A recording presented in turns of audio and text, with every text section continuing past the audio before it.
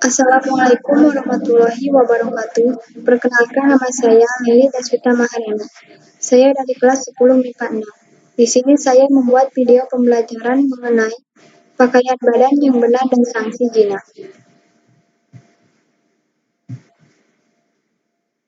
Pakaian merupakan salah satu nikmat sangat besar yang Allah berikan kepada para hamba-Nya. Islam mengajarkan agar seorang muslim berpakaian dengan pakaian Islami dengan tuntunan yang telah Allah dan Rasul-Nya ajarkan. Pakaian yang Islami adalah pakaian yang dapat menutup aurat. Bagi laki-laki harus dapat menutup bagian tubuhnya antara pusar dan lutut. Sedangkan bagi perempuan harus dapat menutup seluruh tubuhnya kecuali muka dan tangan. Adapun ada berpakaian bagi seorang laki-laki dan perempuan. Yang pertama, ada berpakaian bagi seorang laki-laki. 1. Tidak boleh memakai cincin dan pakaian sutra. Hal ini mengandung sebuah didikan moral tinggi. Cincin dan sutra dua benda yang identik dengan kehalusan dan keindahan, yang menjadi ciri khasnya seorang perempuan.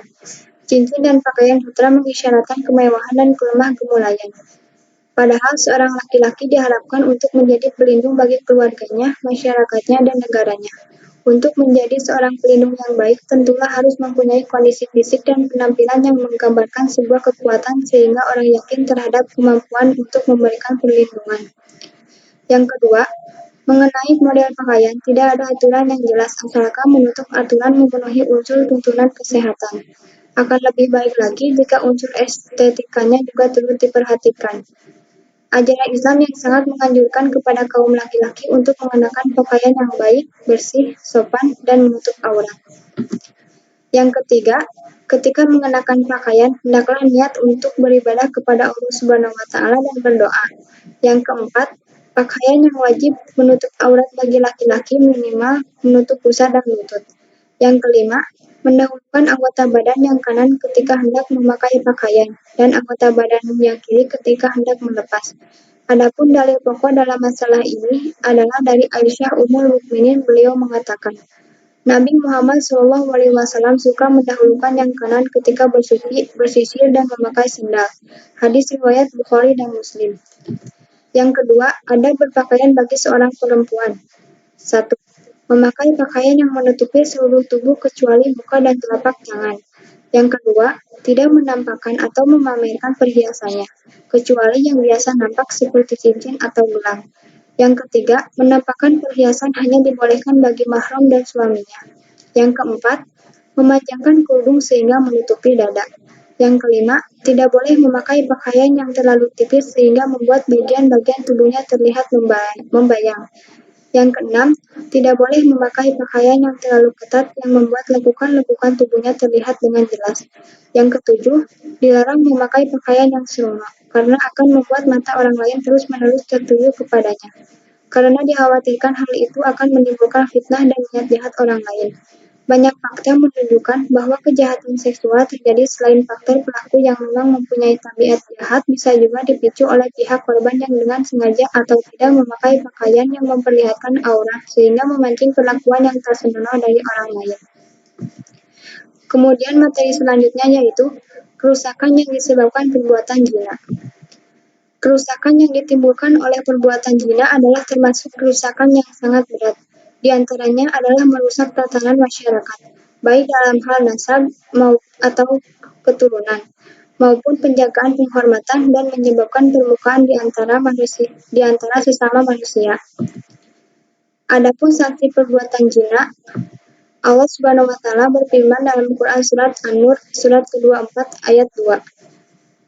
A'udzu billahi minasyaitonir rajim. Bismillahirrahmanirrahim. Az-zaniyatu waz-zani fajlidu kulla wahidin minhuma mi'ata jaldah. Wa la ta'khudkum bihima ra'fatun fi dinillahi in kuntum tu'minuna billahi wal yawmil akhir. Wal yashhad adabahuma ta'ifatun minal mu'minin. Artinya, perempuan yang berzina dengan laki-laki yang berzina, hendaklah kamu dera tiap-tiap satu dari keduanya itu dengan 100 kali deraan. Dan janganlah kamu dipengaruhi oleh perasaan kasihan kepada keduanya di dalam menjalankan atau ketentuan agama Allah, yaitu jika kamu sebenarnya beriman kepada Allah Subhanahu wa Ta'ala dan hari akhirat. Dan hendaklah hukuman keduanya itu disaksikan oleh sekumpulan orang-orang yang beriman.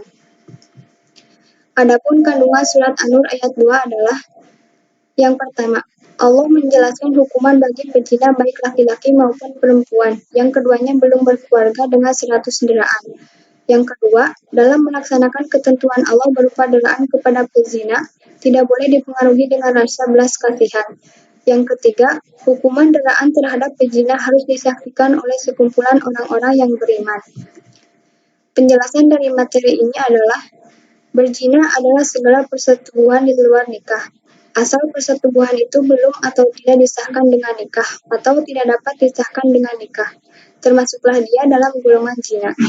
Yang melakukan zina itu dibagi atas 2 tingkat, yaitu zina muhson dan zina goir muhson. Zina muhson ialah zina yang dilakukan oleh laki-laki dan perempuan yang keduanya telah cukup umur atau baligh, berakal, merdeka, dan Islam, serta laki-lakinya beristri dan perempuannya bersuami. Hukumannya ialah rajam, yaitu diikat dan dibawa ke tengah kumpulan orang ramai kaum muslimin lalu dilempari dengan batu sampai mati. Hukuman ini pernah dilakukan oleh Rasulullah kepada seorang sahabat yang bernama Ma'id, yang datang sendiri mengakui terus terang kepada Nabi bahwa dia telah berbuat zina. Dia sendiri yang minta dihukum. Berkali-kali Nabi Muhammad SAW mencoba meringankan soal ini, sehingga beliau berkata, mungkin baru engkau pegang-pegang saja, tetapi Ma'id berkata bahwa dia memang telah berzina, dan belumlah dia merasa ringan pukulan batin sebelum dia dihukum. Maka atas permintaannya sendirilah dia dirajam sampai mati.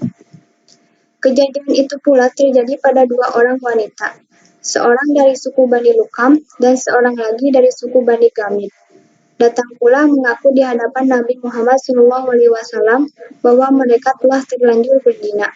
Seorang di antara keduanya sedang hamil dari perzinahan itu. Seperti Ma'id, kedua perempuan itu rupanya merasa tekanan batin yang amat sangat sebelum hukuman itu dijalankan pada diri mereka, sehingga dijalankan pula hukuman rajam itu sampai mati. Dan terhadap perempuan yang hamil, hukuman tersebut baru dijalankan setelah anaknya lahir dan lepas dari menyusu. Itu pun mereka sendiri yang datang melaporkan diri. Adapun hukuman perempuan dan laki-laki yang melakukan zina goir muhson, yaitu zina yang dilakukan oleh perempuan yang tidak atau belum bersuami dan laki-laki yang tidak atau belum beristri. Dilakukan hukuman sebagai tersebut dalam ayat di atas, yaitu didera atau dipukul cambuk atau dengan rotan 100 kali di hadapan halayak ramai kaum muslimin.